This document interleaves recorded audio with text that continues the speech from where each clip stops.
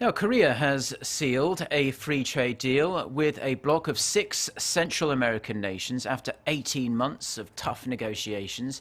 The two sides will officially sign the agreement next year. Kim Min-ji with the details. Korea will soon add another free trade agreement to its portfolio.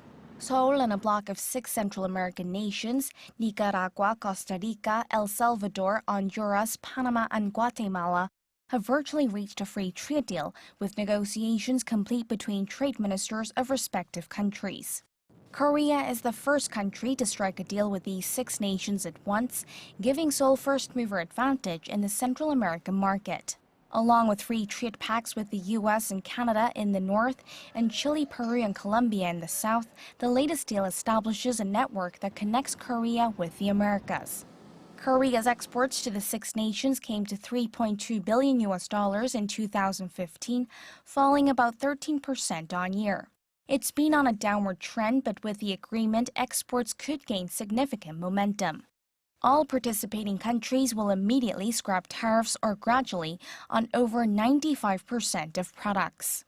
The Central American countries will open their markets for Korea's key export items, including steel and automobiles, as well as products made by small and medium-sized companies like cosmetics and auto parts. Conversely, Korea will open up its market for coffee, sugar, and tropical fruits. But it will still maintain tariffs on selected agricultural products, such as rice and hot peppers, in order to minimize the fallout on the domestic market. On top of that, the opening of the service markets in the Central American bloc will likely create business opportunities for Korean companies, especially in the entertainment and construction sectors.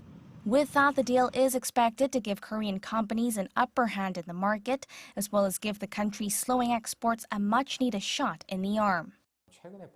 Recent movements toward protectionism have been led by advanced countries, and emerging economies or developing countries have been hit as a result. So it's a good strategy for Korea to establish new trade deals and step up cooperation with diversified regions like Central America, and even with Southeast Asian countries or other emerging markets down the line. Korea and the Central American countries will now carry out follow-up procedures with the aim of officially inking the deal by the first half of next year. Kim Min-ji, Arirang News.